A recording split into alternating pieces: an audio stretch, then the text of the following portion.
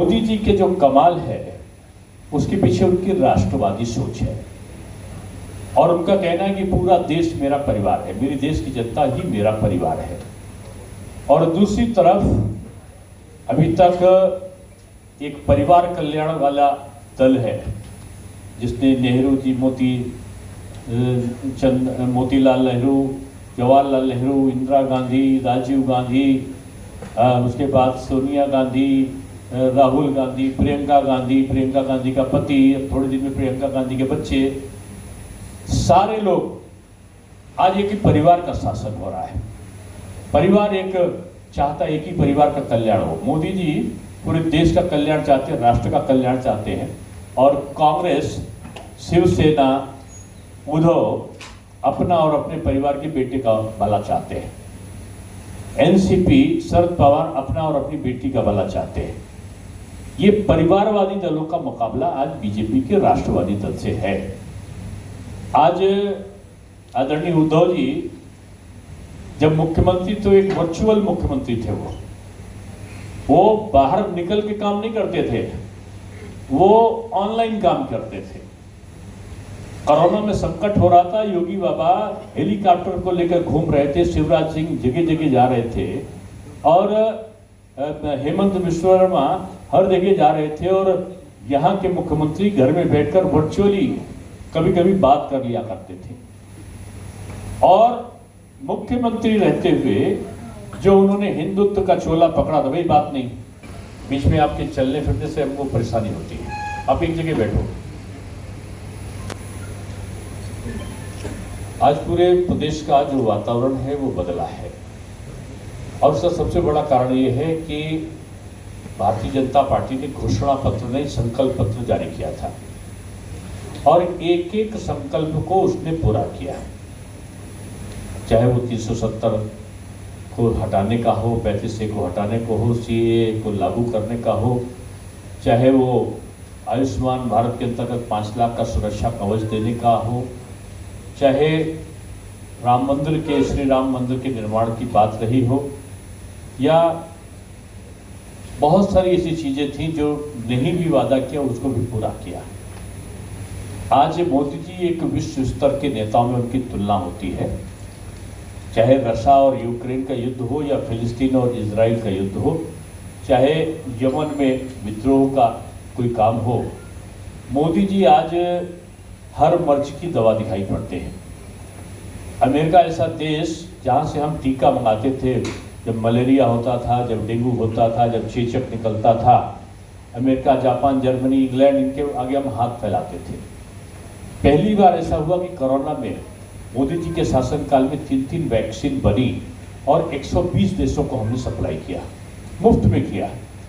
और अमेरिका ऐसा देश ने गुहार लगाई भारत से कि आप हमको अपनी पैरासीटामॉल और जो दवा जो कोरोना में फायदा करती है वो भेजो। यानी भारत अब याची नहीं, भारत अब दाता बन गया है। हिंदुत्व के चोले को भी उन्होंने कांग्रेस की संगत में उतार दिया। राम मंदिर का शिलान्यास हो रहा था और उद्धव जी मुख्यमंत्री थे और महाराष्ट्र में राम मंदिर के शिलान्यास का उत्सव मनाने के कार्यक्रम हो रहे थे और उद्धव जी की पुलिस उनको मुकदमे दर्ज करके पकड़ के लाठियों से पिटाई कर रही थी राम भक्तों की। हनुमान चालीसा का पाठ कर रहे थे तो अमरावती की सांसद और उनके पति को भी लाठी मार के बंद कर दिया गया था। हनुमान चालीसा पढ़ोगे तो उद्धव जी के राज में पकड़े जाओगे, राम जी का उत्सव मनाओगे तो पकड़े जाओगे, पालघर में साधु मारे जाएंगे और जरा से अगर कहीं विरोध किया तो कंगना रनावत का मकान गिरा दिया जाएगा। खासकर ऐसे सोशल एक्टिविटीज अगर टिप्पणी कर देते सोशल मीडिया पे कोई सरकार के बारे में तो उद्धव जी की सरकार उनको जेल भेज देती है। डिक्टेटरशिप की सरकार रही, घोटालों की सरकार रही, वर्चुअल मुख्यमंत्री की सरकार रही। और अब तो बात हो रही है, बात बढ़ते बढ़ते हो गई कि अब राहुल जी के परिवार में दामाद जी अब जीजा जी जो हैं वो उत्तराधिकारी बनना चाह रहे पत्नी जी का। गांधी परिवार विरासतों का घर बन गया है। 100 साल पुरानी ऐतिहासिक कांग्रेस, मोदी जी तो 4 जून के बाद 111वीं मन की बात करेंगे, यानी मन की बात प्रधानमंत्री जी के रूप में जो 110 मन की बात कह चुके हैं, 111वीं मन की बात वो जून में करेंगे, यानी तीसरी बार प्रधानमंत्री बन के। लेकिन विपक्ष में लोकसभा में नेता प्रतिपक्ष की कुर्सी खाली रहेगी, और उसका कारण ये रहेगा कि इतनी सीट भी ये लोग नहीं जीत पाएंगे कि जिसमें इनका नेता प्रतिपक्ष चुना जा सके। और मैं फिर से यही कहूँगा कि परिवारवादियों का जो परिवार चलाने का अभियान है, वो अभियान निश्चित रूप में जो हिलकोरे ले रहा है, कांग्रेस के दामाद जी अपनी सांसद बनने की हसरत को दिल में छुपाए हुए आज निकाल दिए हैं, और उनकी हसरतें सांसद बनने का सपना देख रही थी, वो सांसद बनने का सपना कभी उनका पूरा नहीं होगा। और मैं ये कह सकता हूँ कि आज जो यहाँ पर सबसे पुरानी पार्टी है कांग्रेस, वो अपनी खंडहर जर्जर इमारत राजनीति के रूप में वो ऐतिहासिक बन के अपने अस्तित्व को समाप्त कर देगी, वो ढह जाएगी इस चुनाव के बाद में। राजनीति के लिए नहीं, ये व्यापार के लिए आए। इनका धंधा यही है कि जनता के सपनों को चूर करके किस प्रकार से भ्रष्टाचार किया जाए।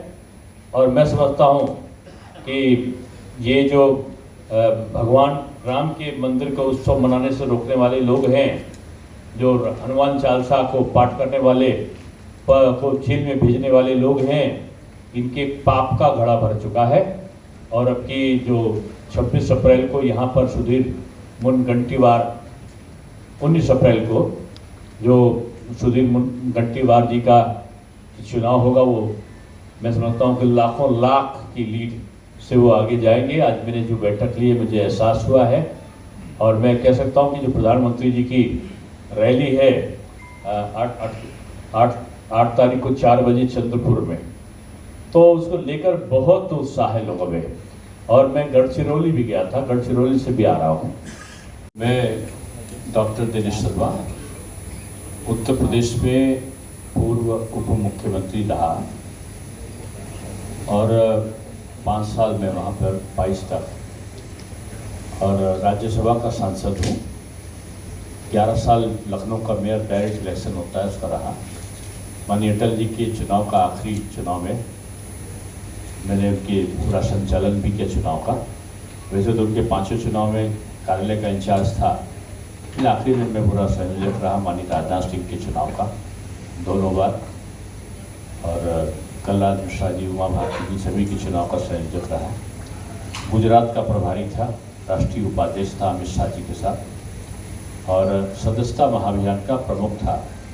वर्तमान में संविधान के निर्माता थे, उनको कांग्रेस ने उनको लोकसभा भी हराया और उपचुनाव भी हराया।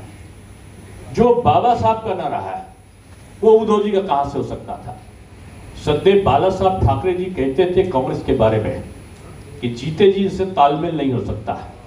इस कांग्रेस ने इस देश को पीछे किया है, और उन्हीं के पुत्र ने जो जनता से जनादेश मिला था 2019 में, भारतीय जनता पार्टी और शिवसेना को सरकार बनाने का, विश्वासघात करके वो एनसीपी और कांग्रेस के षड्यंत्र में फंस गए, और उन्होंने जनता के साथ विश्वासघात किया।